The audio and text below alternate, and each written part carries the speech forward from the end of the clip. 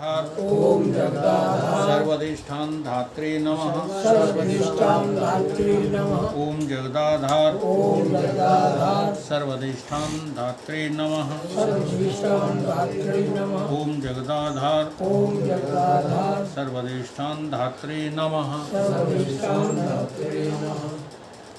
ओम सच्चिदानंद भगवान की जय सच्चिदानंद धर्म की जय सद्गुरुदेव भगवान की जय। योग वशिष्ठ का जो है उत्पत्ति प्रकरण है। कौन सा सर्ग चल रहा है? उत्पत्ति प्रकरण उपदेशो नाम पंचम सर्ग, उत्पत्ति प्रकरण का 5वां सर्ग। ठीक है, आधा घंटा का विषय है, आप उसको बढ़ाना नहीं, आधा घंटे में हो जाए। स्नान दान तप आदि से वह प्राप्त नहीं होता, केवल ज्ञान से ही प्राप्त होता है। परमात्मा नहाने से प्राप्त नहीं होता, दान देने से प्राप्त नहीं होता, और तपेश्वरी खड़ेश्वरी होने से प्राप्त नहीं होता। तो क्या नहाना धोना और दान देना बंद कर दिया जाए? जब ये बात आई कि परमात्मा दान से प्राप्त नहीं होता, तो ये किस अर्थ में बात जो है कही गई? इस अर्थ में कि दान, तुम्हारे पास खूब धन रखा है और तुम दान मत दो, इस अर्थ में कही गई। खूब सुविधाएं हैं, पानी तुम्हारे पास अथाह पानी है, लेकिन नहाओ नहीं, आलस्य के बस हैं मुसलमानों की तरह। कितना नहाते हैं वो? जुम्मे के जुम्मे नहाते हैं। जुम्मे के जुम्मे जानते हैं? शुक्रवार के शुक्रवार, हाँ, शुक्रवार के। तो ऐसा नहीं करना। स्नान से परमात्मा नहीं मिलता, इसका अर्थ ये नहीं है कि तुम नहाना धोना बंद कर दो। दान से परमात्मा नहीं है मिलता, इसका अर्थ ये नहीं कि तुम दान देना बंद कर दो। तप से परमात्मा नहीं मिलता, इसका अर्थ ये नहीं कि तुम तपस्वी न रहो, तप भी करो, दान भी दो और सफाई भी रखो शरीर की। किस लिए? अंतःकरण की शुद्धि के लिए सब करना है। जब तक अंतःकरण की शुद्धि नहीं होगी आपकी, तब तक परमात्मा प्राप्त करने की विधि क्या है ये तुम्हें पता ही नहीं लगेगा। इसलिए साधनाओं का निषेध इन जो है प्रक्रिया ग्रंथों में नहीं है। इन ग्रंथों को पढ़ कर के हमारी बुद्धि का नाश हो जाता है, क्योंकि पढ़ाने वाले इस तरह पढ़ाते हैं, कुछ करना ही नहीं, कुछ करना ही नहीं। ऐसा नहीं है। अगर तुम्हारी सामर्थ्य है दान देने की, तो कहा तो ये गया है कि जो भी आप कमाओ, अर्निंग करो। असल में आप करते नहीं हो, अर्निंग हो जाती है। जैसे प्यार के विषय में कहते हैं नहीं, प्यार किया नहीं जाता, प्यार तो हो जाता है। ऐसे ही धन जो है बटोरा नहीं जाता, अर्जित नहीं किया जाता, वो तो प्रारब्ध बसात अर्जित हो जाता है। तो जितना धन अर्जित हो रहा है उसमें बाल बच्चों का भोजन, ठीक है, भोजन भी कैसा, जिससे प्राण बच सकें, ऐसा भोजन, लग्जीरियस भोजन नहीं। लोग बाग हमने देखा है कि पता नहीं कौन बता रहा था कि पूना रहते थे और बम्बई में जाकर के जो भोजन होटल में करते थे, और कहीं का अच्छा ही नहीं लगता। तो ऐसा भोजन नहीं। प्राणों की रक्षा के लिए भोजन, तन की रक्षा के लिए कपड़ा, और रीतियों से रक्षा के लिए मकान। तो रोटी कपड़ा और मकान अर्जित किए हुए धन से इतना। अब देखो, एक आदमी कितने मकान में रह सकता? एक कमरे में हैं, और 10-10 मंजिल तुमने ठोक रही हैं और कहते हो मेरा मकान है। और वो हो कई ब्रह्मज्ञानी सो गए में, जिनके 10 मंजिलें बनी हैं। काहे के ब्रह्मज्ञानी? तो शास्त्र कहता है कि जो कुछ भी तुम्हारे पास है वो सब भगवान का है, वो सब दुनिया में बांटने के लिए है, अर्जित करके जमा करने के लिए नहीं। बुरा चाहे जितना लगे, जिन्होंने धन अर्जित करके जमा किया है उन्हें तो सांप बनना ही बनना है, अगर दान की प्रवृत्ति नहीं आ रही तो। नहीं तो सब लुटाना सीखो। जो भी मेरे पास है सब किसी का है दिया। अब अपना अपना स्तर है, किसी ने नौकरी से अर्जित किया है, किसी ने जो है किसानी से, किसी ने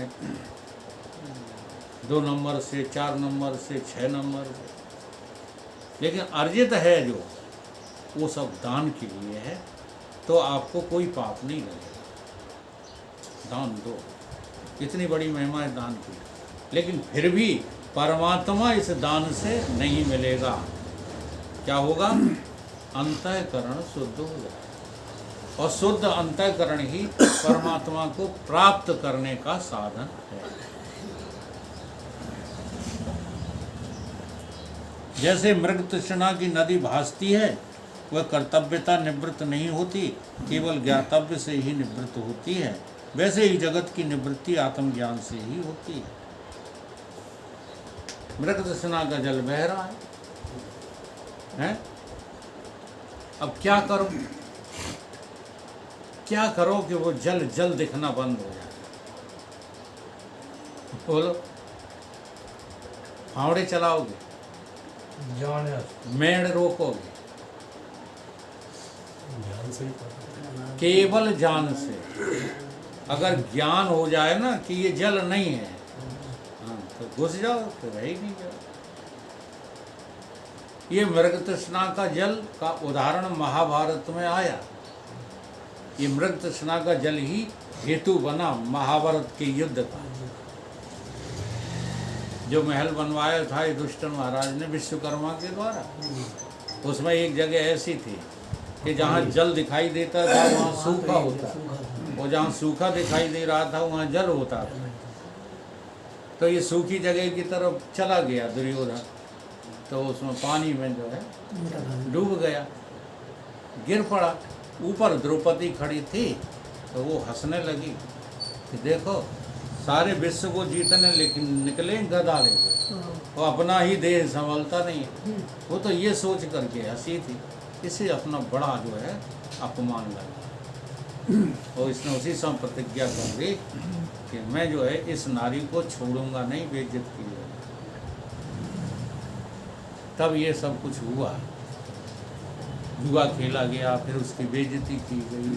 अत्याचार तो ये कहते हैं कि अंधों के अंधे ही होते हैं, ऐसे कहा है ना, अंधों के अंधे ही होते हैं। ये उसने मजाक में कह दिया हो। अब नहीं, अरे अच्छा बातचीत न करो, कारण ढूंढो। कारण क्या है? शब्द क्या कहे होंगे, हमें क्या लेना। हे राम जी, कर्तव्य भी इसी का नाम है। परमात्मा को जानना ही मनुष्य का कर्तव्य है। परमात्म तत्व को प्राप्त करना ही मनुष्य का कर्तव्य है। ये जो आप लोग कर रहे हो ये मनुष्य का कर्तव्य नहीं है। ये तो हाथी, घोड़ा, सुअर, गधे भी करते आए हैं, वही तुमने कर लिया। क्या कर लिया ज़्यादा बताओ? बच्चे सुअर पाल लेते हैं कि नहीं? गधे पाल लेते हैं कि नहीं? कुत्ता पाल लेते हैं कि नहीं? तुम किस बात के लिए मनुष्य हो ये बता दो। अगर इसी काम को करने से तुम मनुष्य कहलाते हो तो बहुत बड़े धोखे में हो।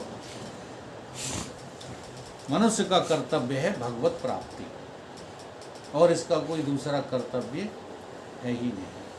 अगर जगत के कार्यों को कर्तव्य समझते हो तो तुम भव बंधन में फंस रहे हो। अज्ञानी का चिन्ह है जो माने कर्तव्य। ज्ञानी सोई सुघर नर जाय नहीं भवतव्य। ज्ञानी वो होता है जो जगत में अपना कोई कर्तव्य नहीं मानता है, बल्कि परमात्मा कैसे प्राप्त होगा, इसके लिए क्या क्या किया जाए, वही मेरा कर्तव्य है। राम जी बोले कि हे भगवान,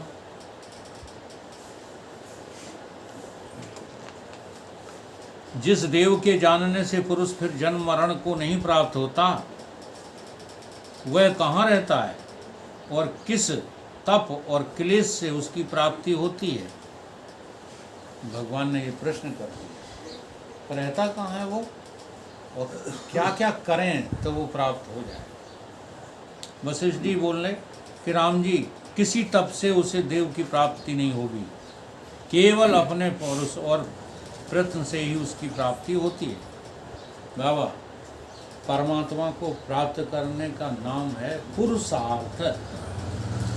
क्या नाम है? पुरुषार्थ। और कोई पुरुषार्थ मत कहा करो। हाँ, परमात्मा को प्राप्त करने का। हाँ, बिल्कुल, जाए तुम बांध ले अपने गले में, लिख लेंगे। लिख ले, बैठे ले। बिल्कुल। कोई कहे हम पुरुषार्थ से आश्रम बना लिया, हाँ। तो कह दे तुमने सिंगट बना लिया। पुरुषार्थ कहते हैं परमात्मा की प्राप्ति। प्राप्त। परमात्मा को प्राप्त करने में कितना जोर लगाया है तुमने, वो है पुरुषार्थ। और नहीं लगाया है तो आप पुरुषार्थी नहीं है।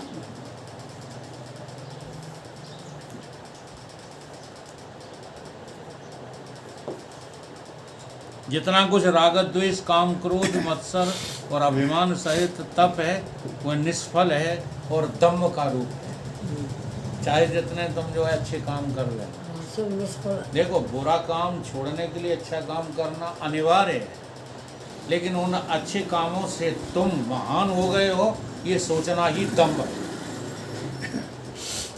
तुमने मकान बना लिया है, हाँ, हैं? 5 मंजिला हाँ, या बहुत सौंदर्यपूर्ण, और कोई हो गए हो तो तुम दम्भी हो। दम्भी के अलावा और कुछ नहीं। तुम्हारी नौकरी लग गई है, हाँ, समाज में हमारी वैल्यू हो गई है, ऐसा सोचते हो, तुम दम्भी हो और कुछ नहीं। इसका नाम दम्भ है। तो भगवान कहते हैं, जाके कपट दम्भ नहीं आया, ताके हृदय बसे रघुराय। आखिर बात समझ में? तो संसार की उन्नति को उन्नति मत मानिए, ये उन्नति है ही नहीं। अच्छा, चाहे जितने उन्नत हो जाओ, थोड़ा सा सोचना तो शुरू करो, यमराज आकर के सब छीन लेंगे कि नहीं? हैं? छीन लेंगे। तो फिर उन्नति कहाँ है? क्या तुमने ऐसी कोई चीज प्राप्त की जिसको काल भी छीन न सके? भाई साहब, अनुभव करो, तुरंत पता लगता है। हाँ,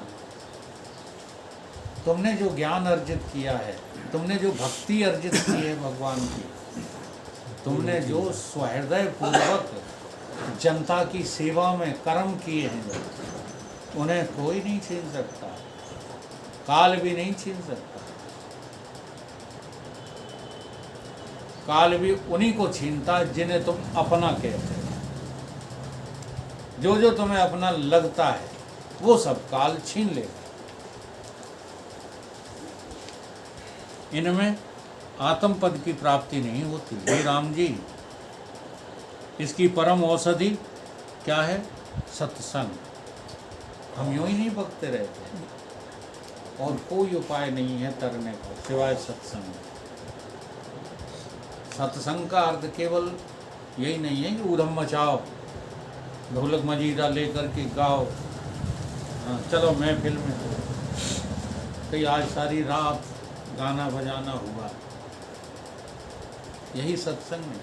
सत्य को जो है सुलझाना, सत्य क्या है, असत्य क्या है, मिथ्या क्या है, ये जड़ वस्तु क्या है, ये चैतन्यता क्या है, ये जड़ चेतन क्यों लगता है, इन सारी जो है समस्याओं का जो समाधान है वो सत्संग है। तो उपाय क्या है कि सत्संग, सत्य शास्त्रों पर विचार, जिससे दृश्य रूपी विसूचिका निवृत्त होती है, उसका नाम सत्संग है। ये जो दृश्य जगत हमको सत्य लग रहा है, दृश्य जगत सत्य लग रहा है, इसकी निवृत्ति, चिंता लग जाती है। अब कल सत्संग कैसे जाएंगे, कल तो जो है मेहमान आ रहे हैं, ये विसूचिका है। विसूचिका माने जानते हो? वो सुई जो दिखाई नहीं देती वो छिदती है। ऐसे कोई कांटे हैं जो दिखाई तो देते नहीं लेकिन छेदें डाल रहे हैं। और हमको याद है अब तो सुख सुविधाओं से जो है ओतप्रोत हो गया है मनुष्य, तो वो चीज़ें अनुभव में नहीं आती। नहीं, पहले निकलती थी इंदौरी। शरीर में क्या निकलती है? निकलती गर्मियों में इंदौरी निकलती थी। वो इंदौरी निकली हो और फिर तुमसे जो है पसीना निकलवाया जाए तो फिर वो पसीना जो निकलता था वो इंदौरियों में ऐसे चिरपिराता था। दिल्ली में होती है। फिर खरारी घटिया पे रगड़ा। आओ अनुभव करो। सही तो ये संसार ऐसी ही इंदौरी है, ये चिरपिराता है। और नहीं चिरपरा रहा है तो अभी तुम सच्चे साधक नहीं। प्रथम इसका आचार भी शास्त्र और लौकिक अविरुद्ध हो, अर्थात शास्त्रों के अनुसार हो और भोग रूपी गड़े में न गिरे। दूसरे संतोष संयुक्त यथालाभ संतुष्ट होकर अनिश्चित भोगों को प्राप्त हो, और जो शास्त्र अविरुद्ध हो उसका ग्रहण करे और जो विरुद्ध हो उसका त्याग करे। इनसे दीन न हो। हमें जो शुभाशुभ कर्म जिसका नाम यमुना है, विध निषेधमय, तो यमुना नदी में स्नान करना चाहिए। क्या है यमुना नदी का स्नान? शुभाशुभ कर्मों में रुचि रखना। क्या शुभ है क्या अशुभ। और देखो मोटी सी परिभाषा है, ज़्यादा भागने की जरूरत नहीं कि नहीं हम शुभ कर रहे हैं वे अशुभ कर रहे हैं। जैसे उदाहरण दो, जगदीश तो जो है सोने का धंधा कर रहे हैं तो अशुभ है ही, इसको तो शुभ कहा ही नहीं जा सकता। वकालत तो अशुभ है, लेकिन तुम जो कर रहे हो वो शुभ है, ये ध्यान देना। तुम जो करने में लगे रहते हो ये शुभ है। तो क्या परिभाषा निकालो इसकी? जो परमात्मा की तरफ जाने के लिए प्रेरित करने वाले कर्म हैं वो शुभ हैं। जो संसार में उलझाने वाले कर्म हैं वे सब अशुभ हैं। वो न्यूना दे गए, तुम बड़े बेईमान हो तो हम छोटे बेईमान हैं। बेईमान सब हैं। ईमानदार तो वही है जो भगवान के लिए लगा है। हमारे गुरुदेव का हमारे यहाँ टंगा है सिद्धांत, जो अपने लिए लगे पड़े हैं, जो अपने लिए जन्मे हैं, उनका कभी रोना मिटेगा नहीं। क्यों? क्योंकि वो जगत की तरफ भाग रहे हैं। और जो प्रभु के लिए जन्मे ही हैं, बड़े भाग्यवानुस तन पावा। जो परमात्मा के लिए ही जन्मे हैं और परमात्मा को पाने में ही लगे हैं, वो शुभ कर्म कर, बाकी सब अशुभ कर्म। यह है परिभाषा शुभ और विधि और निषेध की। जम रही है कि नहीं ये परिभाषा? मुड़े ला रहे हैं। जम रही है तो इसी को अपनाओ। हाँ, कोई शुभ काम नहीं कर रहे हैं हम लोग, सब अशुभ में लग रहे हैं। ऐसे उदार आत्मा को शीघ्र ही आत्मपद की प्राप्ति हो जाती है, देर नहीं लगेगी भाई साहब। तुम कहते हो कि हमारा जीवन बीत गया उसी में लगे लगे, बीत जाने दो। दृढ़ता लाओ अपने अंदर। हाँ, कदम जमा जा अंगद की तरह। अंगद की कथा क्या, यही तो है।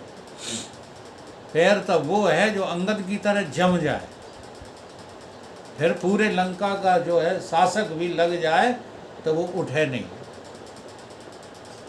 अज्ञान की ताकत नहीं जो हमारे कदम को फिर इधर आने से रोक सके।